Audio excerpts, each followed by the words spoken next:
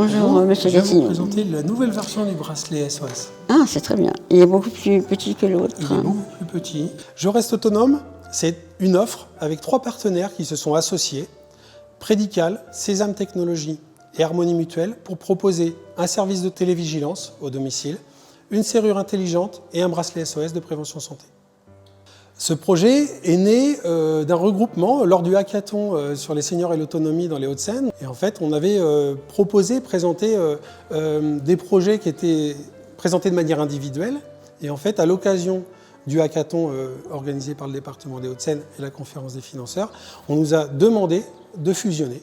Et en fait, on s'est retrouvés sur un point commun qui était l'autonomie des seniors et comment est-ce que je peux lutter pour l'autonomie des seniors. C'est pour ça qu'on a créé Je reste autonome, ça s'est fait en 48 heures. Ça va être scanné par qui alors Ça peut être scanné par les personnes qui vous trouvent dans la rue, allongés, et qui ne savent pas qui vous êtes. Elles vont vous scanner, elles vont pouvoir appeler votre fils pour l'informer du problème. Ok, Et ça fonctionnera. d'accord. Et comme j'aime bien la technologie, je trouve ça intéressant. Et moi, je crois que c'est très sécurisant pour les enfants. Je trouve que ça devrait se généraliser. Et avec le système du téléphone, on peut scanner là aussi, comment dirais-je, mon fils a le QR code. Il est parti à New York pendant 8 jours. On m'a dit que même de New York, éventuellement, il pourrait ouvrir ma porte d'entrée. On n'a pas fait l'expérience, mais bon. Donc, quand on n'est pas proche de ses enfants, je trouve ça très bien. Alors, Madame Prévost, vous avez une nouvelle Oui, serrure. exactement. Je vais vous montrer ça avec une jolie bague en céramique. Oui. Voilà. Voilà. La chose qui est, à mon avis, qui est la plus drôle, c'est de pouvoir ouvrir la porte d'entrée avec une bague en céramique ou avec mon téléphone. Sans clé, donc c'est extrêmement pratique. Comme pour moi qui marche avec une canne, c'est très bien. Notre résidence autonomie Hauts-de-Seine Habitat a pu expérimenter ces 3 produits. Et dans une démarche de prévention, on remarque que la personne qui a utilisé ces produits est beaucoup plus confiante, beaucoup plus à l'aise, parce qu'elle est en lien finalement avec des aides à domicile, des intervenants et de la famille. Et ça, c'est vraiment un plus, ça donne vraiment confiance.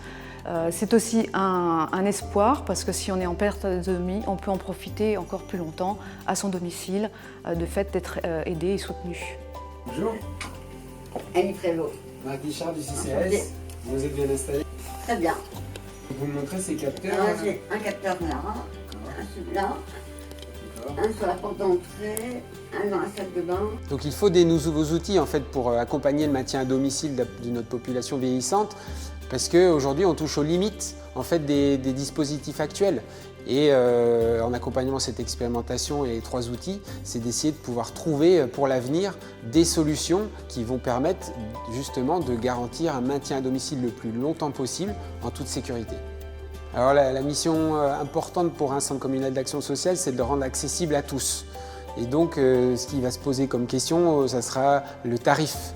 Et une des missions du CCS, ça sera justement à travers cette expérimentation de pouvoir proposer peut-être des tarifs adaptés aux personnes pour rendre ces solutions accessibles. Ça sera un enjeu très important dans le déploiement.